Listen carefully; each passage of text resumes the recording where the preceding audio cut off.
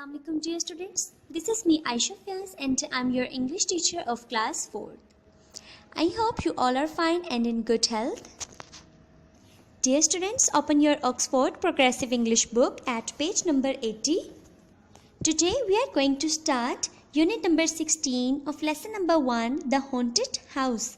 असेबज़दा घर, वो घर जहाँ पे जिन्नात का बसेरा हो. Read the story and answer the question. Here are some questions and after reading the story you will be able to answer these questions. And the first question is, what did Dad say about Gran's house? Was he telling the truth? So dear students, पहले हम story read करेंगे और उसके बाद हम इन questions का answer देंगे. So dear students, do you want to listen a story? Yes. Okay, let's start. Welcome, said Gran. दादी अम्मा ने कहा, खुश आमदीद.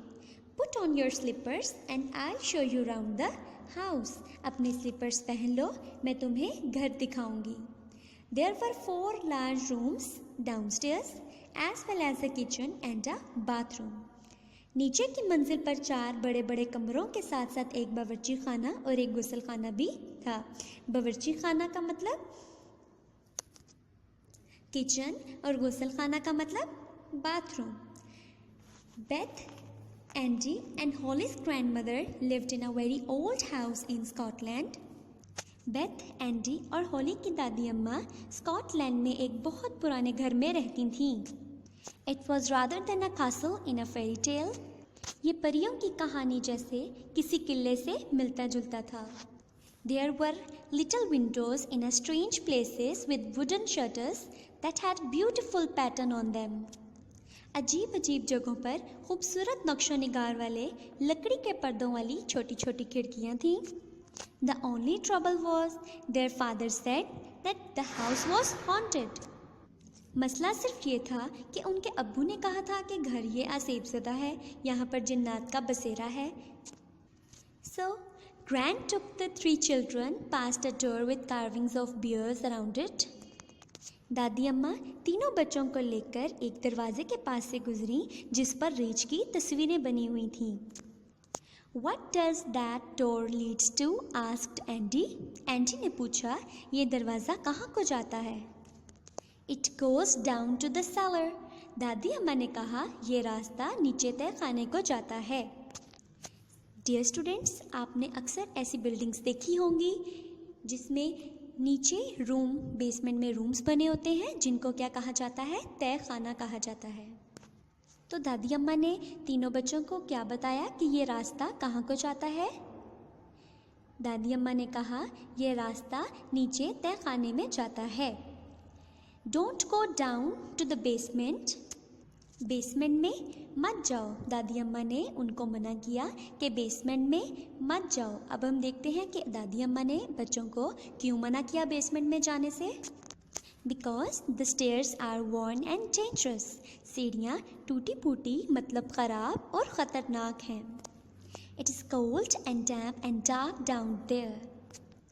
बेसमेंट का माहौल मतलब नीचे का माहौल सर्द और अंधेरा है. मतलब नीचे वाली मंजिल पर बहुत ठंड है और बहुत अंधेरा है, जिसकी वजह से दादी अम्मा ने बच्चों को मना किया बेसमेंट में जाने से. Upstairs there were 4 large bedrooms and a bathroom. ऊपर वाली मंजिल पर 4 बड़े बड़े कमरे और एक बाथरूम भी था. Where does that door leads to? asked Holly.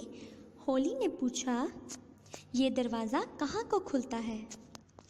Dear students, Holi ने अपनी दादी अम्मा से क्या पूछा कि ये रास्ता कहाँ को जाता है? दादी अम्मा ने क्या कहा?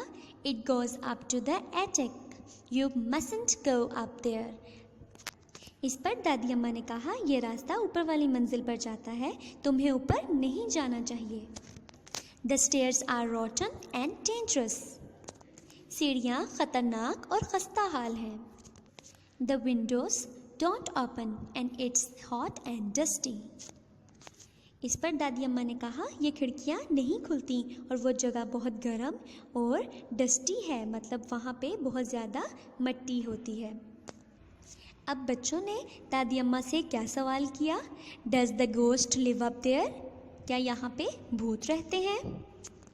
क्या ऊपर वाली मंजिल पर भूत रहता है? Dad says the house is haunted. अब्बू कहते हैं कि ये घर असेब ज़दा है। आस्क्ड हॉली।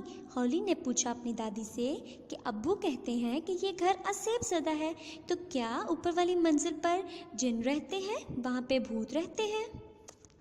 हॉली की बात का जवाब देते हुए दादी अम्मा ने कहा, don't listen to him, of course there isn't a ghost. उनकी बात पर गौर ना करो, यकीनन वहाँ कोई भूत नहीं है। Maybe he had a fever when he slept upstairs as a child, or maybe he was joking. दादी अम्मा ने कहा, मुमकिन है कि जब बचपन में वो वहाँ सोए हो तो इन्हें बुखार चढ़ा हो और उन्होंने सोचा हो कि यहाँ पे कोई भूत है या ये घर असेब ज़दा है, या ये भी हो सकता है कि वो मजाक कर रहे हो। सो डियर स्टूडेंट्स, उम्मीद करती हूँ कि आपको आज की स्टोरी बहुत इंटरेस्टिंग लगी होगी और आपने बहुत गौर से सुनी होगी। And now dear students, we are going to answer the questions. And the first question was, what did dad say about grand's house? दादी अम्मा के घर के मुतालिक अब्बू ने क्या कहा?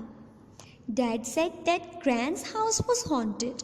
अब्बू ने कहा कि वो घर हॉन्टेड है। The next question was he telling the truth? क्या वो सच बोल रहे थे? No, he was not telling the truth. He was maybe joking. वो सच नहीं बोल रहे थे, या हो सकता है वो मजाक कर रहे हों, लेकिन वो घर हॉन्टेड नहीं था। Dear students, I hope you got all my points. And now you are going to learn and write words, synonyms and meanings of unit number 16. But first of all, get your notebook ready, draw margin line, mention date, classwork and day, write unit number 16 in the next line, mention the topic, and our topic is the haunted house. In the next line, you will write words, synonyms and meanings.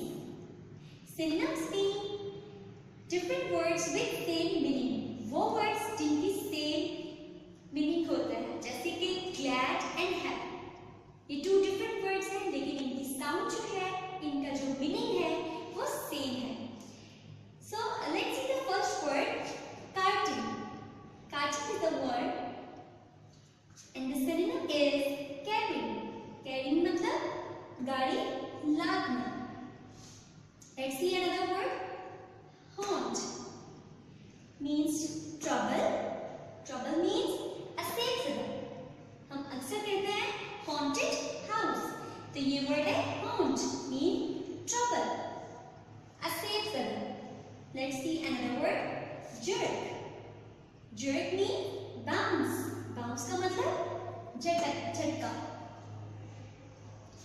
Let's see the fourth word, sudden. Synonym is quickly. Quickly का मतलब अचानक। Let's see the last word, undid.